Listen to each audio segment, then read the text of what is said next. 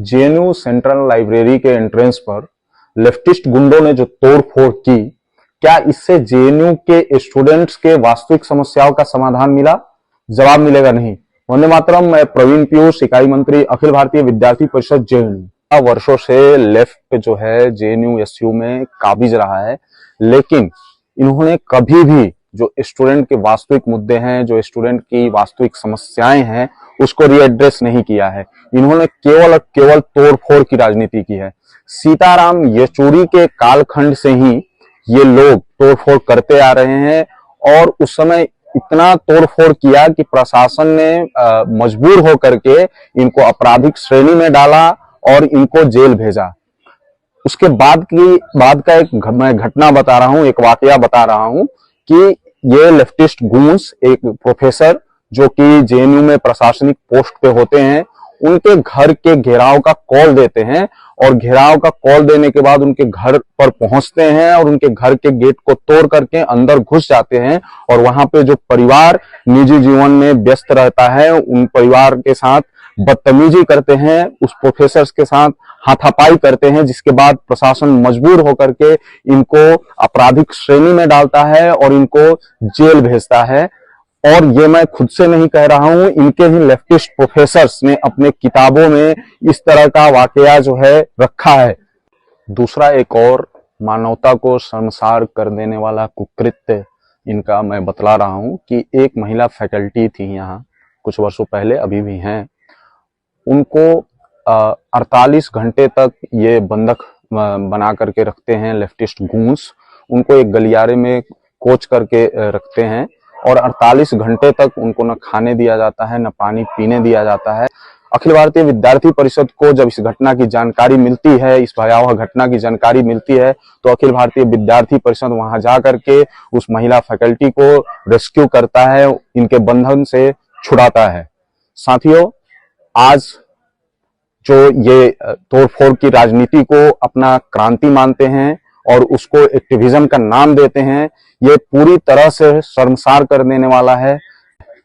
साथियों, आज हम देख सकते हैं कि जेएनयू सेंट्रल लाइब्रेरी में जो रीडिंग रूम की सीटिंग कैपेसिटी है वो कितनी कम है। आए दिन छात्रों के बीच सीट्स को लेकर बहस, आपसी झड़प भी देखने को मिलता है। सुबह से ही छात्र जो हैं वो सीट्स के लिए यहाँ पे लाइन लगा देते हैं। उसमें प्रशासन को जिस पैसे का प्रयोग फेशियल रिकॉग्निशन गेट लगाने के लिए किया, उन पैसों का प्रयोग करके प्रशासन एक अच्छा वेल फर्निश्ड रीडिंग रूम भी बना सकता था। जो यहाँ पे लाइब्रेरी की मूलभूत समस्या है, क्रिटिकल एडिशन बुक्स नहीं है, जर्नल्स की कमी है, ई जर्नल्स के सब्सक्रिप्शन नहीं है, उन सारी समस्याओं के विद्यार्थियों के जितने भी मुद्दे थे उसको ताक पे रख दिया। और जो यहाँ के लेफ्टिस्ट गूंस है, उन्होंने हमेशा ही विश्वविद्यालय के विद्यार्थियों के जो मुद्दे रहे हैं उसको ताक पर रखा ही रखा है। सामाजिक न्याय की दृष्टि से लंबे और व्यापक मांगों के बाद 2006 में विश्वविद्यालयों में नामांकन प्रक्रिया में ओबीसी की आरक्षण की मांग जो थी वो पूरी की जाती है।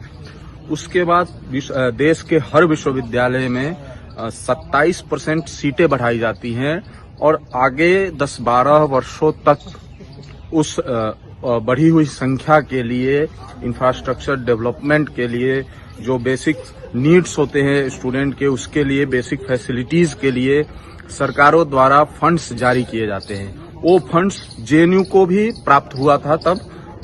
और उस समय जब 2004-05 में जेएनयू सेंट्रल लाइब्रेरी के रीडिंग रूम की जो कैपेसिटी थी, जितनी थी उतनी ही कैपेसिटी आज भी बरकरार है। तो अब ये प्रश्न उठता है कि आखिर वो फंड्स गए कहाँ, किसकी जेब में गए। तो साथियों, आपको ये जो पुराने रहे होंगे उनको ये ज्ञात होगा कि उस समय जब ओबीसी आरक्षण लागू हुआ और उसके बाद जो फंड्स आए, तो यही लेफ्टिस्ट प्रोफेसर्स उन फंड्स का दुरुपयोग किए, मिसयूज किए। उसके द्वारा ये लोग विदेशों में घूमने गए, फॉरेन ट्रिप अपनी फैमिली के साथ प्लान किया, एप्पल के महंगे महंगे गैजेट्स अपने ऑफिसों में इन्होंने लगवाए।